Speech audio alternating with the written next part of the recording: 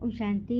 आज प्यारे मीठे बाबा के अव्यक्त मुरली मंथन की डेट है 12 मार्च 2023। तो आज प्यारे प्यारे अव्यक्त बाप दादा ने हम बच्चों को मधुबन में आकर ब्रह्मातन से ये मुरली सुनाई है, जिसकी रिवाइज डेट है 18 जनवरी 1994 मधुबन।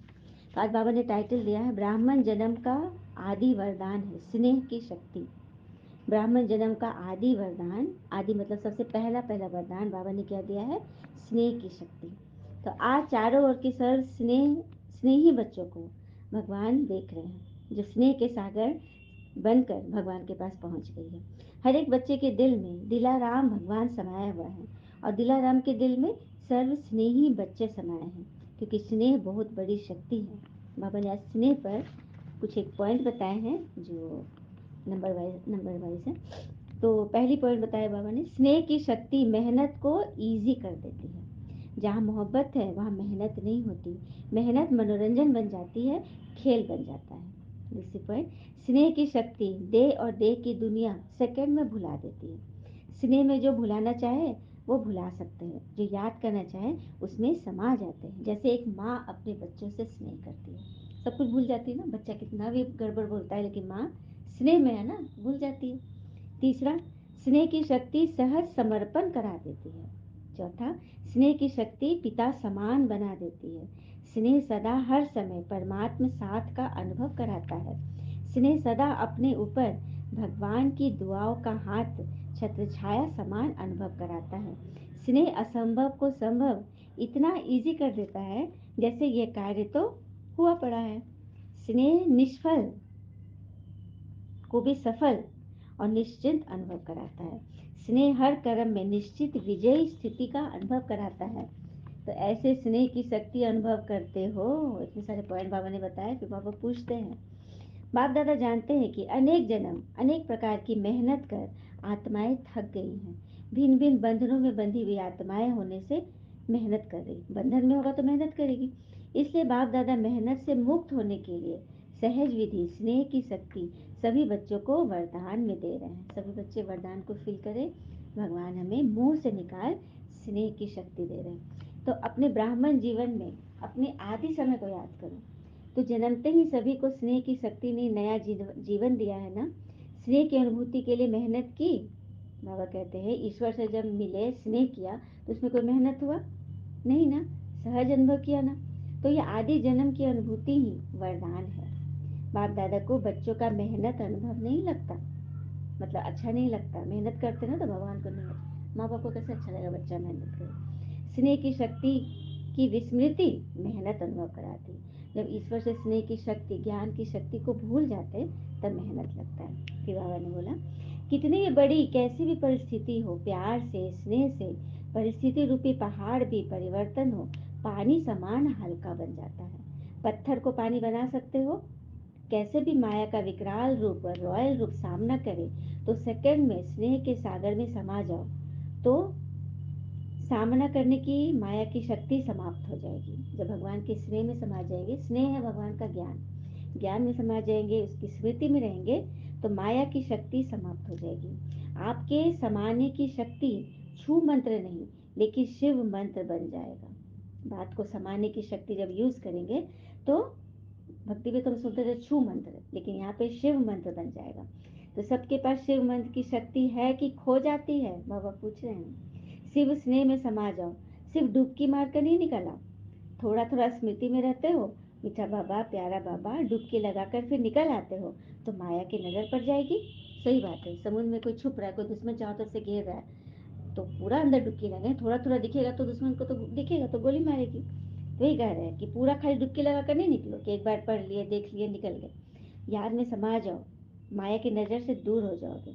और कुछ भी नहीं जाए तो स्नेह की शक्ति का वरदान याद रखो। उस वरदान में खो जाओ। खो जाना नहीं आता है क्या? सबको अनुभव है ना, बाबा पूछ रहे हैं। कोई भी जिसको ब्राह्मण जीवन में रूहानी स्नेह का अनुभव नहीं है तो क्या है? अब स्नेह पर बाबा ने फिर से समझाया कि स्नेह ही सहज योग है। योगी बनकर मतलब एक जगह बैठ नहीं जाना है। अगर आप स्नेही हो, सबके प्रति स्नेह रख रहे हो, तो वही योग, वही संपूर्ण ज्ञान है। आज के दिन का महत्व भी स्नेह है। फिर बाबा बोल रहे हैं, संगम युग है ही परमात्म स्नेही बनने का युग। तो युग के महत्व को जान स्नेह की अनुभूतियों को अनुभव करते हो। स्नेह का सागर, स्नेह के हीरे मोतियों की थालियां भर कर दे रहे हैं भगवान। यहाँ हीरे मोती तो नहीं दे रहे, कोई रतन तो नहीं दिखाई दे रहा, धन दौलत तो नहीं दे रहा भगवान। भगवान क्या दे रहे हैं? स्नेह के हीरे मोतियों की थालियां दे रहे हैं। तो अपने को सदा भरपूर समझो, थोड़े में अनुभव पे खुश मत हो जाओ, संपन्न बनो, तो भविष्य में स्थूल हीरे मोती मिलेंगे। क्या बात है! यहाँ पे हमको कौन से हीरे मोती मिलेंगे? स्नेह के हीरे मोती मिलेंगे। तब भविष्य स्वर्ग में भरपूर हीरे मोतियों के महल में पहुंचेंगे। ये परमात्म प्यार के हीरे मोती अनमोल है, तो इसमें सदा सजे सजाए रहो। चारों ओर के बच्चों की याद, स्नेह के गीत बाप दादा सदा ही सुनते रहते हैं, लेकिन आज विशेष स्नेह स्वरूप बच्चों को स्नेह के रिटर्न में भगवान सदा स्नेह का वरदान दे, उड़ने का वरदान दे रहे हैं, है ना। फिर बाबा कहते सेकंड में उड़ती कला द्वारा भगवान के पास पहुंच जाओ, तो कैसा भी स्वरूप में आई हुई माया दूर से भी आपको छू नहीं सकेगी, यदि बाप की याद में समा जाओ। याद है ये मुरली, ठीक है। तो कैसी भी माया आए आपको छू नहीं सकेगी, क्योंकि परमात्म छत्र छाया के अंदर माया की छाया आ नहीं सकती। तो बच्चा बनना अर्थात माया से बचना, गोद में समा कर ना। बच्चा बनना तो अच्छा है ना, बच्चा बनने का अर्थ ही है स्नेह में समा जाना। अच्छा, फिर बाबा ने बोला विल पावर सब कार्य सहज करा देता है। जैसे ब्रह्मा पिता ने विल पावर से कितना चरित्र धारण किया, और ब्रह्मा बना ही जब भगवान के साथ कंबाइंड हुआ। परमात्म प्रवेशता के साथ ही ब्रह्मा का कर्तव्य शुरू हुआ, है ना। जब भगवान ने प्रवेश किया था तो कर्तव्य शुरू हुआ। तो समय का परिवर्तन भी फास्ट है और सेवा की वृद्धि भी फास्ट हो गई। हाँ, अव्यक्त होने से समय को भी तीव्र गति मिली और सेवा को भी तीव्र गति मिली। जब ब्रह्मा पिता अव्यक्त हुए, अव्यक्त मतलब जब शरीर से छूट गए ना, तब तो ना फ्री हो गए ना, कहीं भी आना जाना, अव्यक्त हो गए, तो सेवा भी उस समय से ज्यादा विदेश की सेवा तब हुई। जब अव्यक्त हुए ना, तो बहुत सारी सेवा होना शुरू हो गया।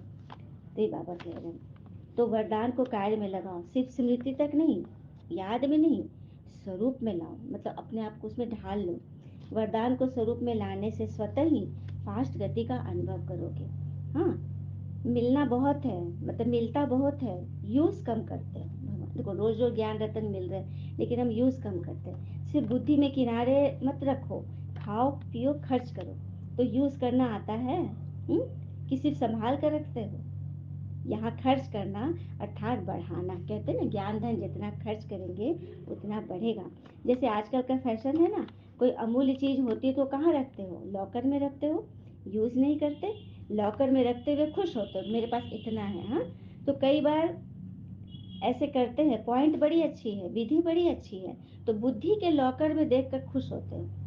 तो आप सभी लॉकर में रखते हो तो उसको यूज करो, सिर्फ रखने के लिए बाबा थोड़ी दे रहे हैं। मैंने ज्ञान के पॉइंट खूब आ रहा है, लेकिन उसको यूज नहीं कर रहे, दिख ही नहीं रहा। तो बाबा कहते हैं कि अच्छा, साइंस वाले तो अपने काम में लगे हैं, तरह तरह का आविष्कार कर रहे हैं, तो आप साइलेंस वाले क्या करेंगे? आप भी अपने काम में होशियार बनो, तो अच्छी तरह से योग का प्रयोग करके बड़े से बड़े माइक बन जाओ। क्या बात है! जैसे साइंस वाले कितना आविष्कार करें, तो आप साइलेंस अपने योग का प्रयोग को आविष्कार करो। फिर बाबा ने बोला, दूसरा टाइटल दिया, फल की इच्छा छोड़, रहम दिल बल, शुभ भावना का बीज डालते चलो। फल की इच्छा छोड़, है ना, जैसा कर्म करोगे वैसा फल मिलेगा। तो रहम दिल बल शुभ भावना का बीज डालते चलो। बाप दादा सर बच्चे को इस संगम युग पर विशेष कौन सा खजाना देते हैं? तो खजाने तो बहुत है, लेकिन विशेष खजाना है खुशी का खजाना। सुना? बाबा के साथ खजाने ना, प्रेम सुख आनंद शक्ति ज्ञान खुशी। तो सबसे बड़ा से बड़ा खजाना खुशी का खजाना है। तो खुशी का खजाना कितना श्रेष्ठ मिला है, तो ये सदा साथ रहता है कि कभी किनारे हो जाता है? जब अनगिनत मिलता है तो हर समय खजाने को यूज करो। बाबा तो अथाह दे रहे हैं ना। लोग किनारे क्यों रखते हैं दुनिया में, खजाने को जमा करके रखते हैं कि परिस्थिति के समय आड़े वक्त में काम आएगा, है ना, ज्यादा खर्च में बैंक बैलेंस रखता है। लेकिन बाबा कहते हैं आपके पास तो अथाह है। हाँ, इस जन्म की बात छोड़ो, लेकिन अनेक जन्म यह खुशी का खजाना साथ रहेगा। हाँ, तो अनगिनत है तो उसको यूज करो ना, बाबा बोल रहे हैं। कहते हैं ना, बाबा पहले भी सुनाए थे ना, प्राण चले जाए लेकिन खुशी नहीं जाए, इसलिए खुशी को कभी भी किनारे मत रखना और महादानी बनो, क्योंकि वर्तमान समय और कुछ भी मिल सकता है, लेकिन सच्ची खुशी नहीं मिल सकती। अल्पकाल की खुशी प्राप्त करने के लिए लोग कितना समय व धन खर्च करते हैं, फिर भी सच्ची खुशी नहीं मिलती। सामान खरीद लिए, कहीं घूमने चले गए, हिल स्टेशन गए, वो क्या है, अल्पकाल की खुशी। वापस आए तो फिर वहीं के वहीं। ये थोड़ी कि थोड़ा सा टाइम वेस्ट किए, मन डाइवर्ट किए तो खुशी सदा काल की मिल गई, सवाल ही नहीं है। तो ये बाबा कहते हैं अल्पकाल के लोग कितना धन खर्च करते हैं, फिर भी सच्ची खुशी थोड़ी मिलती। तो ऐसे आवश्यकता के समय आप आत्माओं को महादानी बनना है। कैसी भी अशांत आत्मा, दुखी आत्मा हो, अगर उसको खुशी की अनुभूति करा दो तो उसके दिल से कितनी दुआएं मिलेगी, समझी। ये है दान करना। आप दाता के बच्चे हो तो फराक दिल से बांटो। बांटना तो आता है ना, बाबा पूछ रहे हैं, तो क्यों नहीं बांटते हो। बाबा कहते हैं आपको इतना खजाना मिल रहा है और बांटने की विधि भी आती है, फिर क्यों नहीं बांटते हो। समय को देख रहे हो, दिल से रहम आना चाहिए। जो अशांत दुखी दुख में भटक रही है तो आपका परिवार है ना, परिवार को सहयोग दिया जाता है। तो वर्तमान समय महादानी बनने के लिए विशेष रहम दिल के गुण को इमर्ज करो। महादानी बनने के लिए इस वर्तमान समय में कौन सा गुण यूज करना है, रहम दिल का। जैसे आपके जड़ चित्र कितना वरदान दे रहे हैं, देवी देवताओं की जो मूर्ति है, फोटो है, सबको कितना सहयोग दे रहे हैं। सबको लगता है ना कि हमको प्राप्ति हो रही है मंदिर में, कुछ भी क्षणिक ही मिल रहा है। तो आप जो जीवित हो, जो चैतन्य में हो, तो आप रहम दिल बन बांटते जाओ। क्योंकि परवश आत्माएं है, माया के वश है। कभी भी ये नहीं सोचो कि ये तो सुनने वाले है ही नहीं, ये तो चलने वाले हैं ही नहीं। लेकिन आप रहम दिल बनो, देते जाओ। गाया हुआ है ना, भावना का फल मिलता है। तो चाहे आत्माओं में ज्ञान के प्रति, योग के प्रति, परमात्मा के प्रति शुभ भावना नहीं हो, पहचान नहीं हो, लेकिन आपकी शुभ भावना उनको फल जरूर देगी। सुनो, ऐसे नहीं सोचो कि इतना कुछ सेवा किया लेकिन फल तो मिला ही नहीं। लेकिन फल एक जैसे नहीं होते हैं, कोई सीजन का फल होता है, कोई सदा का फल होता है। तो सीजन का फल सीजन पर ही फल देगा। मतलब बाबा हमको धीरज बना रहे हैं, तुम ज्ञान का बीज, शुभ भावना का बीज, रहम दिल का बीज डालते चलो। कोई फल होता है ना जो सदा काल का होता है और कोई सीजन पर देता है। तो आपकी शुभ भावना, आपने शुभ भावना का बीज डाला, अगर सीजन का फल होगा तो सीजन में निकलेगा ही। वैसे भी देखो, जो खेती का काम करते हैं तो जो सीजन पर चीज निकलने वाली होती है वो यह थोड़ी सोचते हैं कि 6 मास बाद निकलेगा तो बीज नहीं डालेंगे। बीज तो डालते हैं ना, क्योंकि फसल 6 मास बाद निकलती है। तो आप भी बीज डालते रहो। समय पर सर्व आत्माओं को जगना ही है। आपकी रहम भावना, शुभ भावना फल अवश्य देगी। अगर कोई अपोजिशन भी करता है तो भी आपको अपने रहम की भावना नहीं छोड़नी है। और ही सोचो कि ये अपोजिशन या इंसल्ट, गालियां, ये खाद का काम कर रही है। कोई भी कितना अपोजिशन करे, इंसल्ट करे, लेकिन यह सोचो ये जो कलंक लगे ना, गालियां मिली, ये खाद का काम कर रही है। तो खाद डालने से फसल अच्छी होती है कि नहीं। क्या बात है बाबा, जितनी गालियां देंगे उतना आपके गुण गाएंगे। इसलिए हर आत्मा को दाता बन बस देते जाओ, शुभ भावना। अच्छा, कई सोचते हैं मान दे तब मैं दूं, तो ये तो लेवता हो गए, लेने वाले। तो लेने की इच्छा नहीं रखो कि वो अच्छा बोले, अच्छा मान दे तभी मैं दूं। इसको इसको क्या कहा जाए, देवता नहीं ना। तो दाता के बच्चे, आप मास्टर दाता हो। चाहे कैसी भी आत्मा हो, लेकिन आप वृत्ति द्वारा, वाइब्रेशन द्वारा, चाहे वाणी द्वारा भरपूर हो तो खजाने को बांटते चलो। फिर बाबा कहते हैं बच्चों में उमंग उत्साह की मेजोरिटी अच्छी है। अगर कभी उमंग उत्साह बीच बीच में नीचे ऊपर होता है तो क्या करो, भगवान की स्नेह की गोदी में छिप जाओ, फिर माया नहीं आएगी। ये तो इजी है ना। बीज रूप होने में मेहनत, मतलब योग करने में मेहनत है, लेकिन गोद में समाने में मेहनत नहीं है। और कुछ भी नहीं आए लेकिन स्नेह में समाना तो आता है ना। बाबा पूछ रहे हैं कभी मुश्किल शब्द मत बोलना। नीचे आते हो तो छोटी सी भी चीज बड़ी लगती है ना। हम्म ऊपर चले जाओ, जैसे हवाई जहाज में बैठते हैं तो नीचे की चीज कैसी दिखती है, एकदम चीटी जैसी। तो ऊपर जितना ऊपर जाओगे उतनी बड़ी चीज छोटी लगेगी, जितना नीचे आओगी छोटी चीज भी मोटी लगेगी। हम्म फरिश्ते हो या साधारण मानव हो, बाबा पूछ रहे हैं फरिश्ता कहाँ रहता है, ऊपर रहता है या नीचे। तो नीचे क्यों आते हो, अच्छा लगता है। कभी कभी दिल होती है नीचे आने की, नहीं, फिर क्यों आते हो। बाबा का साथ छोड़ते हो तब तो नीचे आते हो। इस बात पे एक शंकर जी का उदाहरण देते हैं भक्ति में, क्योंकि शंकर जी से हमें 5 चीज बहुत सुंदर सीखने को मिलती है। सबसे पहला, तो शंकर जी के गले में क्या दिखाते हैं? विषधर नाग, सर्प। उसका अर्थ है कि उन्होंने माया रूपी विषैले नाग को वश में कर रखा है। ठीक है, जो उसको डसते नहीं है, उनके गले की शोभा बन गए हैं। दूसरा, उनके माथे पर चंद्रमा दिखाते हैं। चंद्रमा शीतलता का प्रतीक है ना। शरीर कैसा भी, वेशभूषा कैसा भी है, लेकिन स्वभाव कैसा है? शीतल। फिर दिखाते हैं नीलकंठ। उन्होंने विष को, जो सारी दुनिया में मंथन में जो विष निकला था, कोई इसको मतलब कैसे हलाहल विष को, उसको यूज करना ही है, जो निकला है तो उसको यूज करना है, तो अब कौन करे यूज? तो शंकर जी आ गए, उन्होंने उसको पी लिया और ऐसा लिया कि कंठ से नीचे नहीं, अपने अंदर उसको समा लिया। मतलब ऐसी विष रूपी कुछ बातें आए, उसको समा लो अपने अंदर। चौथा है, हमेशा उनको तपस्वी मूर्त में दिखाते हैं, हमेशा शिव के ध्यान में। शंकर जी हमेशा शिव के ध्यान में, परमात्मा पिता के ध्यान में रहते।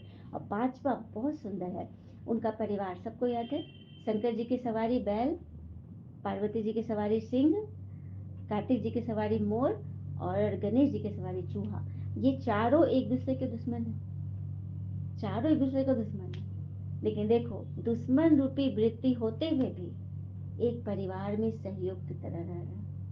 मतलब डेंजर डेंजर चीज भी एक साथ समूह में प्रेम स्नेह के साथ रह रहे। तो कितनी बड़ी बात है ना। तो भक्ति की भी चीज है ना, वो हमें बहुत कुछ सिखाते हैं। तो ये बाबा कह रहे हैं, तो हिम्मत है ना, हिम्मत रखने में नंबर आगे ले लो। वरदान दिया बाबा ने। हम सभी आत्माएं प्यार से बाप दादा को सामने फील करें, उनका वरदानी हाथ अपने सर पर।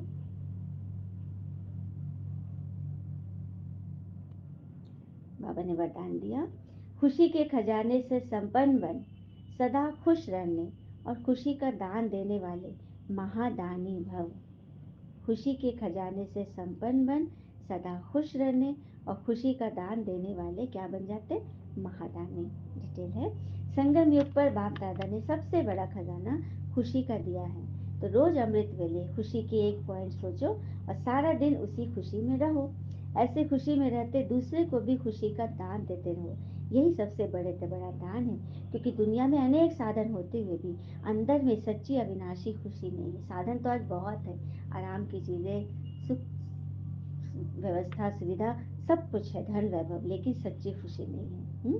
और आपके पास सच्ची खुशियों का भंडार है, तो दान देते चलो।